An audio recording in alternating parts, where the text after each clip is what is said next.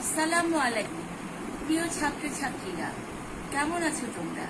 আশা করি তোমরা সকলেই ভালো আছো। আমি আল্লাহর অশেষ রহমতে ভালো আছি। তোমাদেরকে গত ক্লাসে যা পড়িয়েছিলাম তা তোমরা ঠিকমতো পড়েছো নিশ্চয়ই। আজকে আমরা আরো সুন্দর একটা টপিক নিয়ে আলোচনা করব। তোমরা যা যা পড়া দিচ্ছি আমরা সেগুলো তোমরা ঠিকমতো পড়াশোনা করবে এবং কোনো সমস্যা থাকলে খাতায় লিখে রাখবে। আর যখন কলেজ খুলবে তখন আমরা সেগুলো সলভ করে দেব। তোমরা নিশ্চয়ই জানো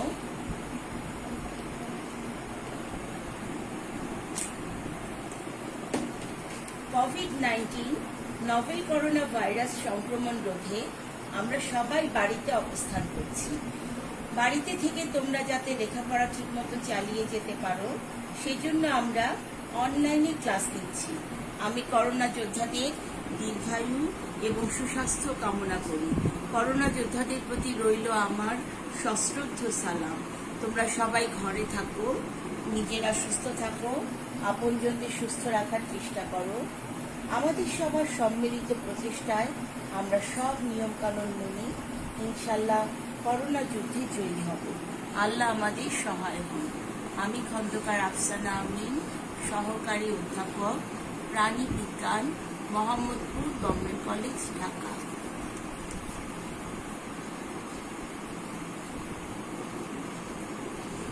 আমরা ছিলাম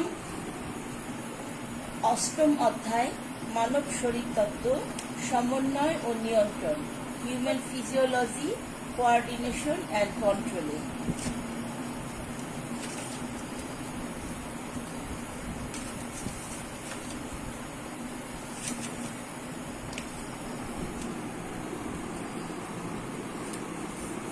দেখো তো এটা কি, অনুমান করতে পারো কিনা? মানুষের যেসব গ্রাহক অঙ্গ পরিবেশ থেকে বিশেষ বিশেষ উদ্দীপনা গ্রহণ করে নির্দিষ্ট স্নায়ুর মাধ্যমে স্নায়বিক কেন্দ্রে পাঠিয়ে সেখানকার নির্দেশ পালন করে তাদের সংবেদী অঙ্গ বা জ্ঞানেন্দ্রিয় বলে। মানবদেহে প্রায় 11 ধরনের সংবেদী অঙ্গ রয়েছে। এর মধ্যে চোখ, কান, নাক, জিহ্বা, ত্বক এই 5টি হলো বিশেষ সংবেদী অঙ্গ। এগুলো পঞ্চ ইন্দ্রিয় নামে পরিচিত। মানুষের মধ্যে এসব সংবেদী অঙ্গগুলো সুবিকশিত হওয়ায় মানুষ পরিবেশের পরিবর্তনে সহজে নিজেকে মানিয়ে নিতে পারে ও প্রয়োজনে অভিযোজিত হতে পারে। তাই মানুষ পৃথিবীর শ্রেষ্ঠ প্রাণী হিসেবে পরিচিত। অন্যান্য প্রাণীর আধিপত্য বিস্তারেও সক্ষম হয়েছে। আজকে আমরা পড়ব চোখ, যাকে আমরা বলি দৃষ্টি, আখি, নয়ন, দিঠি প্রভৃতি নামে আখ্যায়িত করে থাকি। কবি সাহিত্যিকরা চোখ নিয়ে অনেক গান লিখেছেন, কবিতা লিখেছেন, আমাদের সাহিত্যকে সমৃদ্ধ করেছেন।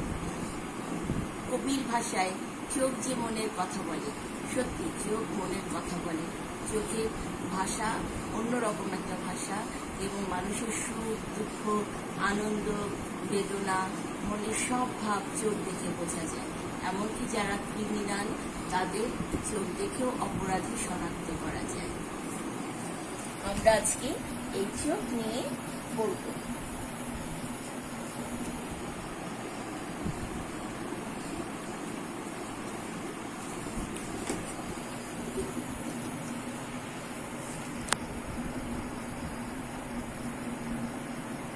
চোখ মানুষের আলোক সুবেদী অঙ্গ বা দর্শনেন্দ্রিয়।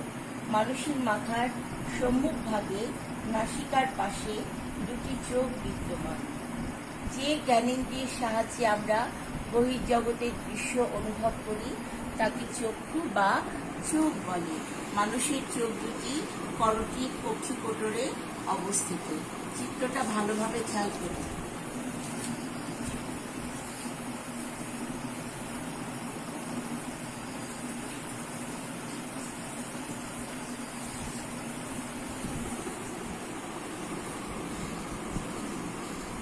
চারটা অংশ নিয়ে চোখ গঠিত: পক্ষীগোলক, চক্ষু পল্লব, চক্ষু পেশী এবং চক্ষু গ্রন্থি।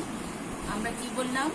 4টা অংশ নিয়ে চোখ গঠিত: অক্ষিপল্লব, চক্ষু পেশী, অক্ষিগোলক এবং চক্ষু গ্রন্থি।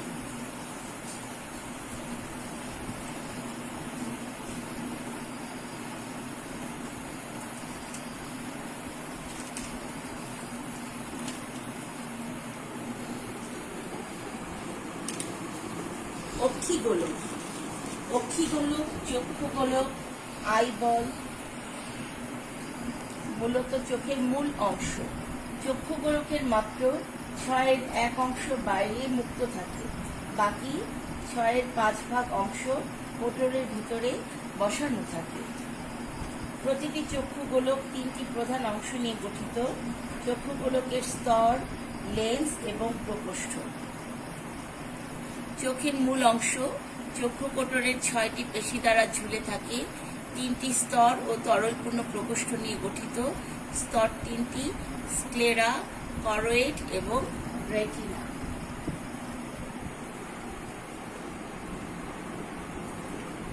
চিত্রে দেখো চোখের 3টা অংশ: স্ক্লেরা, করোয়েড এবং রেটিনা। চোখের বাইরের অংশটা স্ক্লেরা, মাঝেরটা করোয়েড এবং ভিতরেরটা রেটিনা।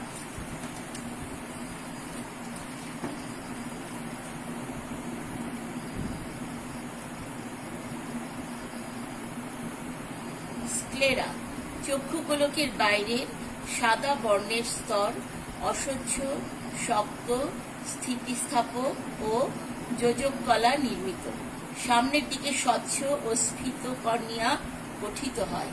কর্নিয়ার উপরে একটি স্বচ্ছ ও পাতলা স্তর থাকে, তাকে কনজাংটিভা বলে। চিত্রে দেখো কর্নিয়া।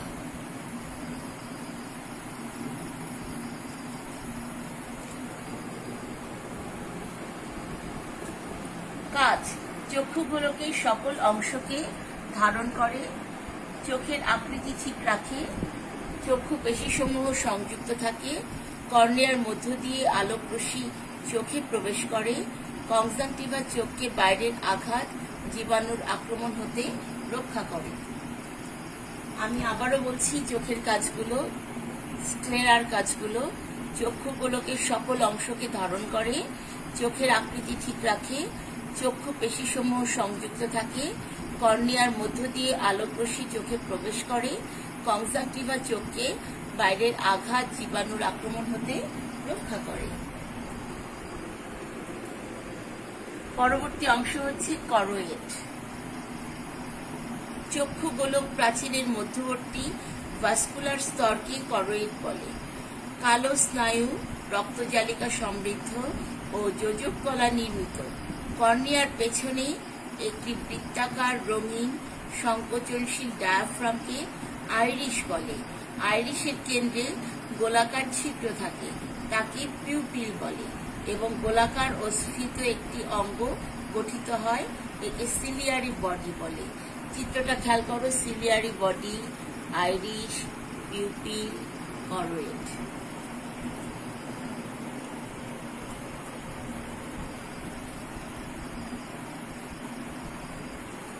করোয়েডের কাজ একটু খেয়াল করো। করোয়েডের কাজ: করোয়েডের রক্তজালক থেকে স্ক্লেরা ও রেটিনা পুষ্টি গ্রহণ করে, অতিরিক্ত আলোক শোষণ করে, পিউপিল চোখে আলোক প্রবেশ নিয়ন্ত্রণ করে, সিলিয়ারি বডি থেকে অ্যাকুয়াস হিউমার তরল নিঃসৃত হয়।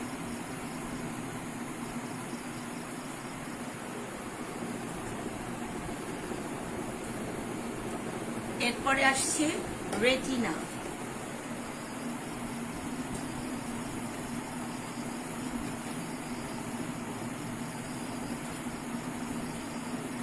চক্ষুগোলক প্রাচীরের সর্বভিতরের স্তরকে রেটিনা বলে।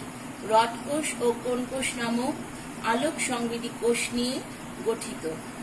মানুষের প্রতি চোখে রড কোষ এবং কোণ কোষ থাকে। রেটিনার একটি স্থান অপটিক স্নায়ু দিয়ে সংযুক্ত থাকে, একে অন্ধবিন্দু বলে। অন্ধবিন্দুর উপরে একটি ডিম্বাকার ও হলুদ অঞ্চল বিদ্যমান, একে পীত বিন্দু বলে। কোণ কোষগুলো উজ্জ্বল আলোতে দর্শনের জন্য, রঙিন বস্তু দর্শনের জন্য এবং ছবির সঠিক বিশ্লেষণের জন্য উপযোগী, এবং রডকোষগুলো অনুজ্জ্বল আলোতে দর্শনের উপযোগী।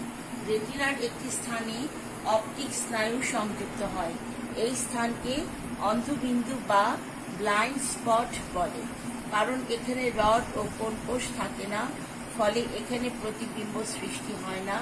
অন্ধবিন্দুর উপরের দিকে একটি ডিম্বাকার হলুদ অঞ্চল থাকে, একে পিক বিন্দু বলে বা ফোবিয়া সেন্ট্রালিস বলে বা ইয়েলো স্পট। এখানে সবচেয়ে স্পষ্ট প্রতিবিম্ব সৃষ্টি হয়।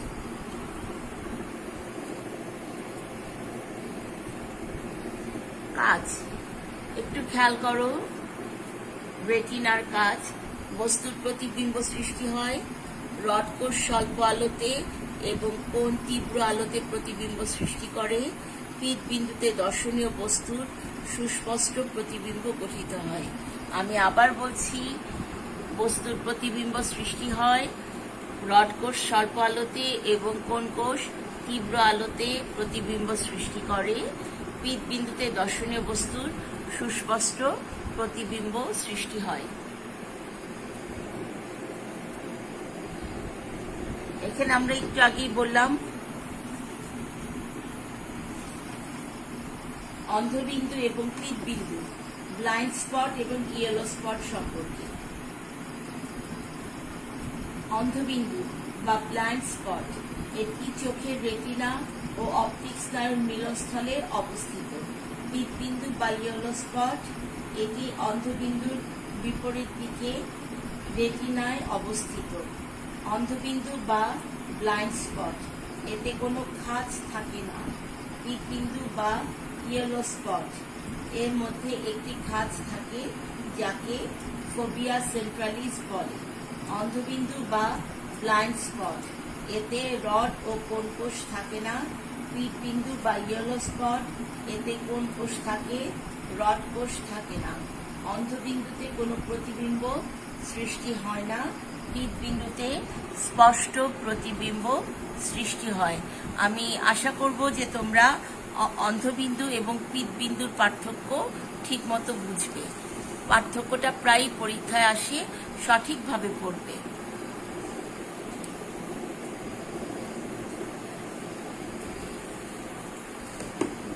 প্রকোষ্ঠ।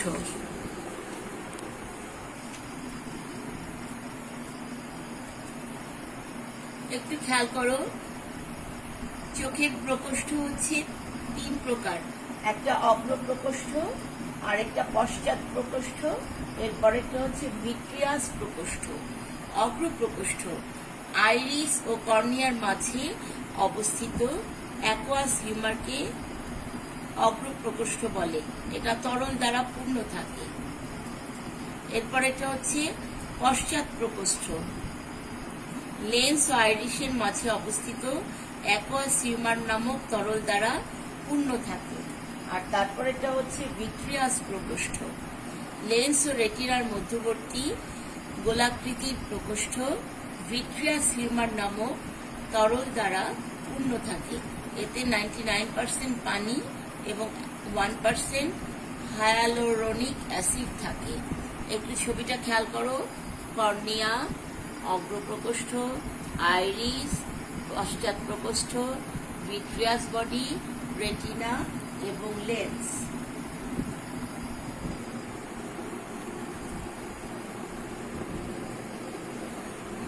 প্রায় আরেকটা পার্থক্য পরীক্ষায় থাকে, সেটা হচ্ছে অ্যাকুয়াস হিউমার এবং ভিট্রিয়াস হিউমার। অ্যাকুয়াস হিউমারটা কি?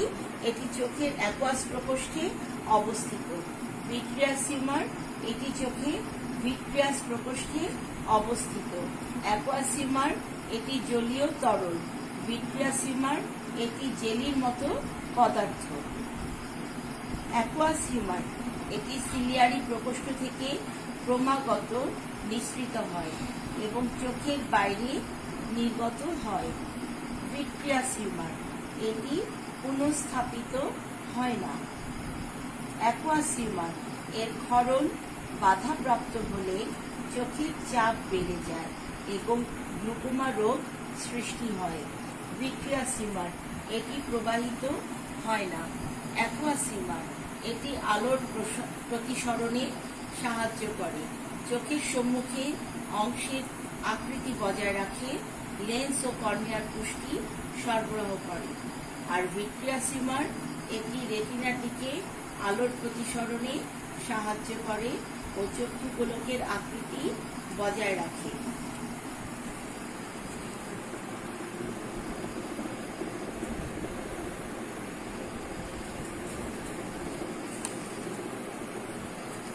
এদের কাজ চোখের সঠিক আকৃতি বজায় রাখে, চোখের অন্তঃচাপ ও বহিঃচাপ নিয়ন্ত্রণ করে, রেটিনা এবং লেন্সের পুষ্টি যোগায়। আমি আবার বলছি, চোখের প্রকোষ্ঠের কাজ।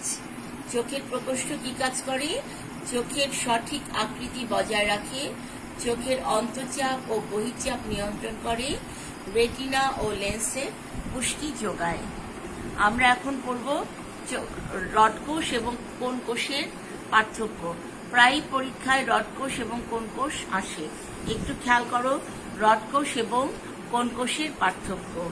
রড কোষগুলো সরু ও লম্বা, 50 মাইক্রোমিটার লম্বা এবং 2 মাইক্রোমিটার পুরু।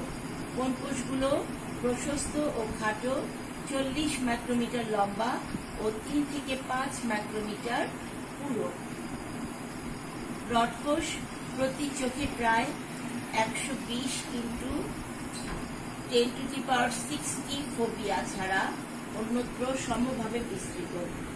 কোন কোষগুলো প্রতি চোখে 7 ইন্টু 10⁻60 ফোবিয়াতে অধিক ঘনভাবে এবং অন্যত্র হালকাভাবে বিস্তৃত। রড কোষের বাইরের খণ্ড রড বা দণ্ডাকৃতি। এতে রডোপ্সিন নামক আলোক সংবেদী রঞ্জক পদার্থ ও ভিটামিন এ থাকে। কোন কোষগুলোর বাইরের খণ্ড কোণাকৃতি। এতে আয়োডোপ্সিন নামক রঞ্জক পদার্থ থাকে। আমি আবার বলছি, রড কোষে রডোপ্সিন নামক রঞ্জক পদার্থ থাকে, আর কোন কোষে আয়োডোপ্সিন নামক রঞ্জক পদার্থ থাকে। রড কোষ আলোর প্রতি সংবেদনশীল, রাতের দর্শনে ব্যবহৃত হয়। এর অনুপস্থিতিতে রাতকানা রোগ হয়। কোন কোষগুলো আলোর প্রতি কম অনুভূতিশীল, দিনের দর্শনে ব্যবহৃত হয়। রড কোষ বস্তুর সাদা কালো প্রতিবিম্ব সৃষ্টি করে, কোন কোষ বস্তুর রঙিন প্রতিবিম্ব সৃষ্টি করে।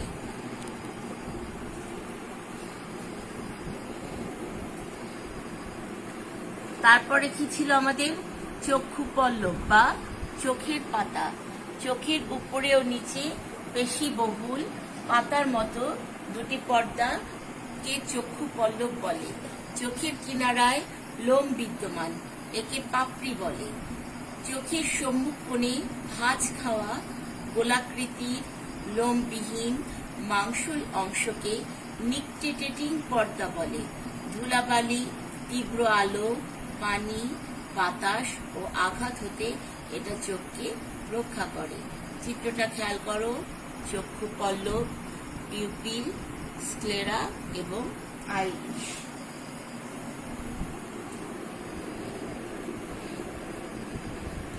এরপরে কি ছিল? চোখের পেশি।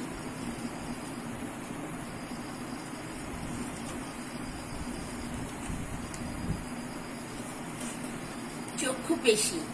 চক্ষু গোলক চক্ষু কোটরে 6টি পেশি দ্বারা ঝুলে থাকে।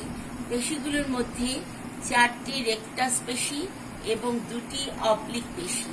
পেশিগুলো median rectus, lateral rectus, superior rectus, inferior rectus, superior oblique ও ইনফেরিয়র অবলিক। আমি 6টা পেশির নাম আবার বলছি, একটু খেয়াল করো। Median rectus, lateral rectus, superior rectus, inferior rectus, superior oblique ও ইনফেরিয়র অবলিক। চক্ষু গোলককে বিভিন্ন দিকে ঘোরাতে সাহায্য করে। চিত্রটা ভালোভাবে খেয়াল করো। সুপিরিয়র রেকটাস কোনটা, মিডিয়ান রেকটাস কোনটা, ল্যাটারাল রেকটাস, ইনফেরিয়র রেকটাস, ছবিটা একটু ভালোভাবে খেয়াল করো।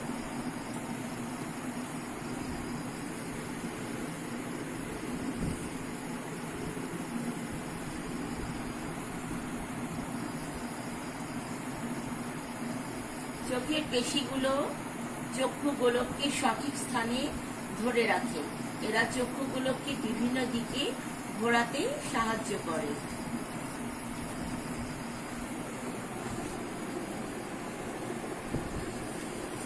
চক্ষু গ্রন্থি।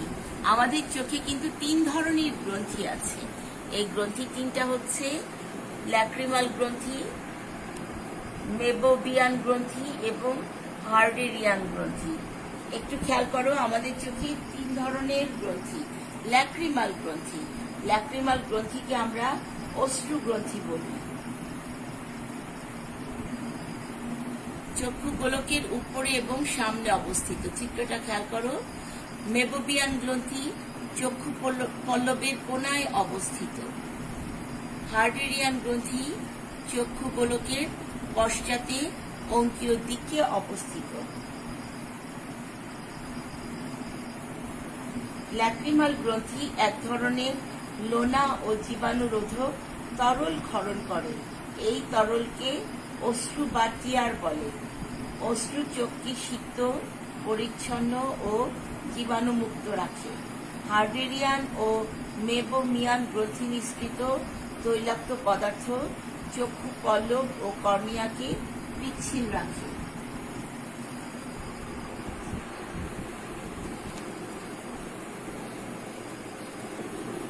এবার আমরা পড়ব মানুষের দর্শন কৌশল। মানুষের দর্শন কৌশল বেশ জটিল। বিভিন্ন দূরত্বে অবস্থিত বস্তু দেখার জন্য চোখের রেটিনা স্তরে আলোক সংবেদী রড ও কোণকোষ সমূহ উদ্দীপিত হয়ে রেটিনা স্তরে দর্শনীয় বস্তুটির একটি প্রতিবিম্ব সৃষ্টি করে। দর্শনীয় বস্তু থেকে আলোক তরঙ্গ সরাসরি রেটিনাতে পড়ে না। 4টা ভিন্ন ঘনত্বের মাধ্যমের মধ্য দিয়ে আলোক রশ্মি প্রসারিত হয়। এই 4টা কি কি? কর্নিয়া, অ্যাকুয়াস হিউমার, লেন্স এবং ভিট্রিয়াস হিউমার। আমি আবার বলছি, কর্নিয়া, অ্যাকুয়াস হিউমার, লেন্স এবং ভিট্রিয়াস হিউমার। এই 4টাকে প্রতিসরণ মাধ্যম বা রিফ্র্যাক্টিভ মিডিয়া বলে। চোখ খোলা থাকা অবস্থায় দর্শনীয় বস্তু থেকে আগত আলোক রশ্মি প্রথমে কর্নিয়ার ওপর পড়ে। এরপর ক্রমান্বয়ে অ্যাকুয়াস হিউমার, পিউপিল, লেন্স ও ভিট্রিয়াস হিউমারের মধ্য দিয়ে রেটিনায় এসে পড়ে। আলোক রশ্মির তীব্রতা অনুযায়ী পিউপিল ছোট বড় হয় এবং বস্তুর দূরত্ব অনুযায়ী লেন্সের বক্রতার পরিবর্তন ঘটে। আপতিত আলোক রশ্মি লেন্সের মধ্য দিয়ে যাওয়ার সময় প্রতিসরিত হয়ে অভিসারী রশ্মিরূপে রেটিনার ওপর প্রতিফলিত হয়। ফলে রেটিনার ওপর বস্তুটির ছোট ও উল্টা প্রতিবিম্ব সৃষ্টি হয়। রেটিনার আলোক সংবেদী রড ও কোষগুলো আলোক দ্বারা উদ্দীপিত হয়ে অপটিক স্নায়ুর মাধ্যমে এই আলোক অনুভূতি মস্তিষ্কের দৃষ্টি কেন্দ্রে পৌঁছায়। মস্তিষ্কের কার্যকারিতায় অজ্ঞাত উপায়ে উল্টা প্রতিবিম্বটি সোজা হয়ে দেখা যায়। স্লাইডে আমরা দেখতে পাচ্ছি মানুষের দর্শন কৌশল। মানুষের দৃষ্টিটা হচ্ছে দ্বিনেত্র দৃষ্টি। মানুষ 2 চোখের সাহায্যে একই সাথে কোনো বস্তুকে এককভাবে দেখে। রেটিনাতে বস্তুর প্রতিবিম্ব সৃষ্টি হয়। 4টি ভিন্ন ঘনত্বের মধ্য দিয়ে আলোক রশ্মি প্রসারিত হয়। এই 4টা মিডিয়ামের নাম আগেই বলেছি, aqueous humour, lens, vitreous humour এবং কর্নিয়া। চিত্রটা ভালোভাবে দেখো।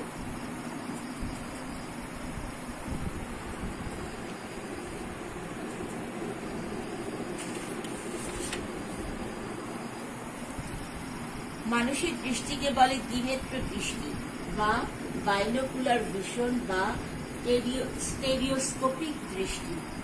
মানুষের দৃষ্টিকে দ্বিনেত্র দৃষ্টি বলে। যখন একসাথে দুটো চোখ দিয়ে একই বস্তুর প্রতিবিম্ব দেখা যায় তখন সেই রকম দৃষ্টিকে দ্বিনেত্র দৃষ্টি বলে।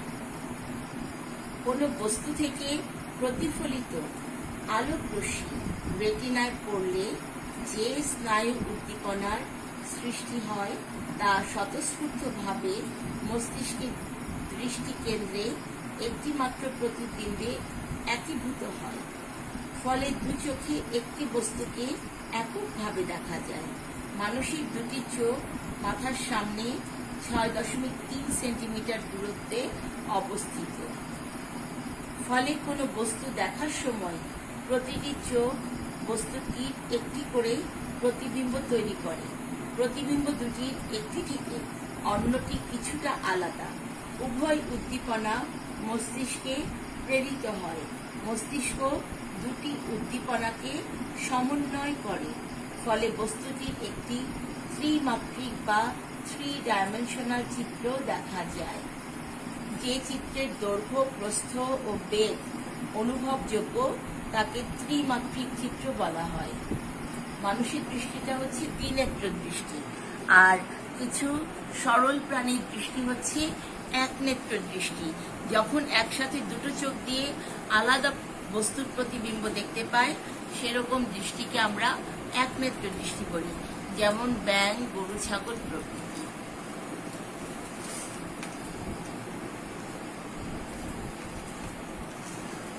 উপযোজন। আমরা এখন পড়ব চোখের উপযোজন।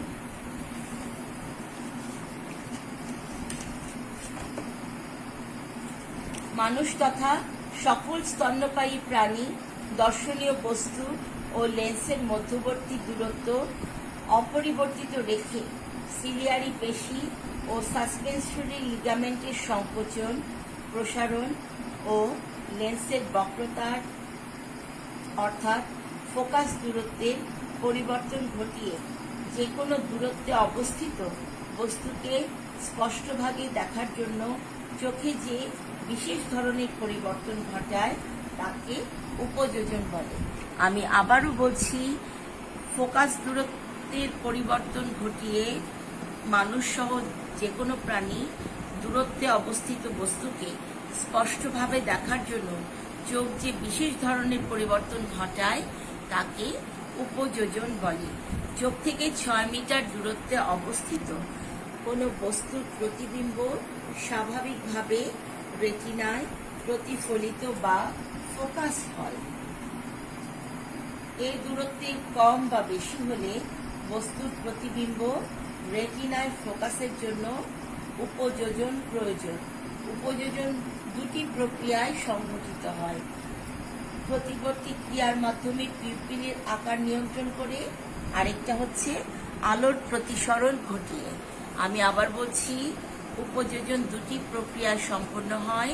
একটা হচ্ছে প্রতিবর্তী ক্রিয়ার মাধ্যমে পিউপিলের আকার নিয়ন্ত্রণ, আরেকটা হচ্ছে আলোর প্রতিসরণ। প্রতিবর্তী ক্রিয়ার মাধ্যমে পিউপিলের আকার নিয়ন্ত্রণ। Reflex adjustment of pupil size. উজ্জ্বল আলোতে আইরিশের বৃত্তাকার পেশির সংকোচন ও রেডিয়াল পেশির প্রসারণে পিউপিলের ব্যাস হ্রাস পায়। ফলে চোখে কম আলো প্রবেশ করে। অপরপক্ষে কম আলোতে রেডিয়াল পেশির সংকোচন ও বৃত্তাকার পেশির প্রসারণে পিউপিলের ব্যাস বেড়ে যায়। ফলে চোখে বেশি আলো প্রবেশ করে। দ্বিতীয়, আলোর প্রতিসরণ বা রিফ্লেকশন অফ লাইট রেস। দূরের বস্তু ও কাছের বস্তু থেকে আলোক রশ্মি চোখে প্রবেশকালে যথাক্রমে সমান্তরাল ও অপসারী অবস্থায় থাকে। রেটিনার ফোকাসের জন্য উভয় ক্ষেত্রেই আলোক রশ্মির প্রতিসরণ বা রিফ্র্যাকশন প্রয়োজন।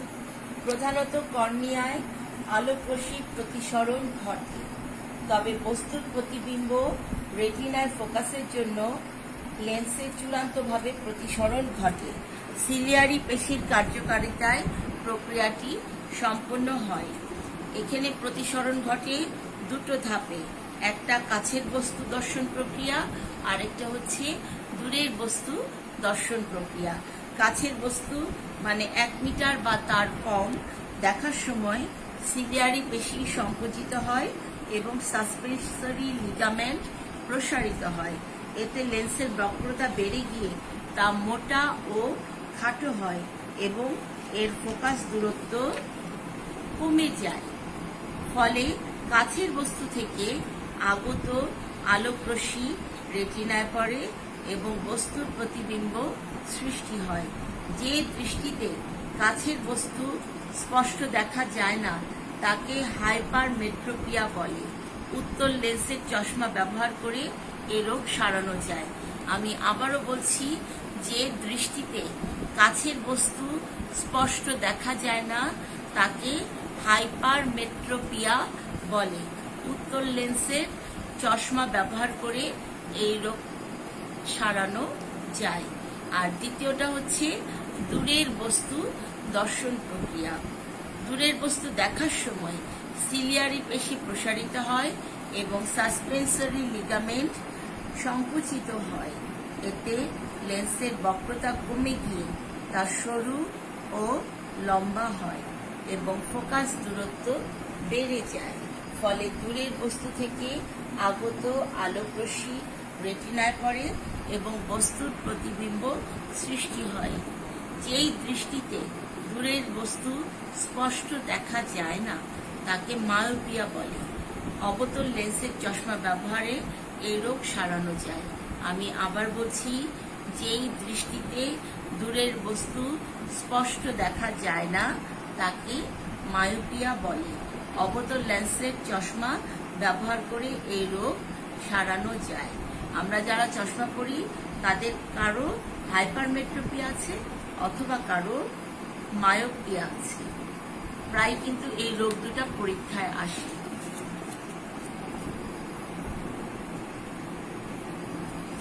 বাড়ির কাজ একটু খেয়াল করো, তোমাদের প্রত্যেক দিন পড়ার পরে আমি হোমওয়ার্ক দিচ্ছি।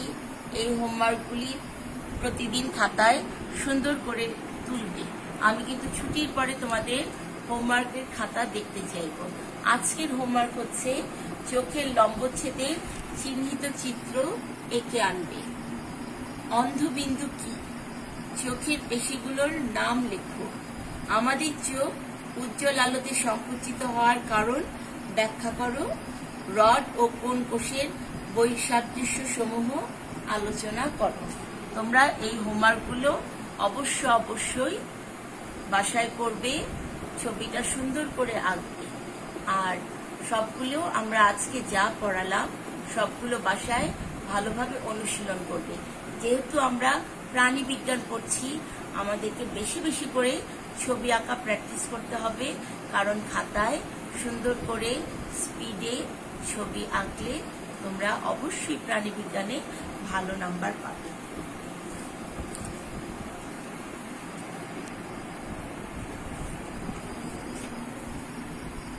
আমরা যা আজকে শিখলাম তা বাড়িতে অনুশীলন করব। আমরা আজ শিখলাম চোখ, চোখের বিভিন্ন অংশ ও কাজ। পার্থক্য করলাম অনেকগুলো, রড কোষ, কোন কোষ, অ্যাকুয়াস হিউমার, ভিট্রিয়াস হিউমার। আর পার্থক্য করলাম কি?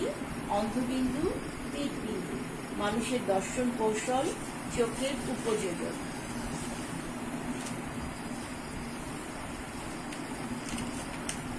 তোমরা বাসায় আজকে সবাই চোখ ঠিক মতো পড়বে, তাহলে চোখে কোনো সমস্যা থাকবে না।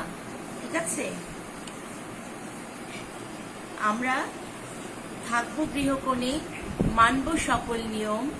আমাদের দেখা হোক মহামারীর শেষে, আমাদের দেখা হোক বিজয়ের দেশে। আমরা প্রত্যেকের জন্য দোয়া করব যাতে আমরা সবাই সুস্থ থাকি, ভালো থাকি।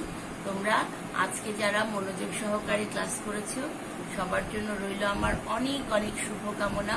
আল্লাহ তোমাদের মঙ্গল করুক। সবাইকে ধন্যবাদ। আমি আমার ক্লাসের ইতি টানছি। সবাই ভালো থাকবে, সকলকে ধন্যবাদ।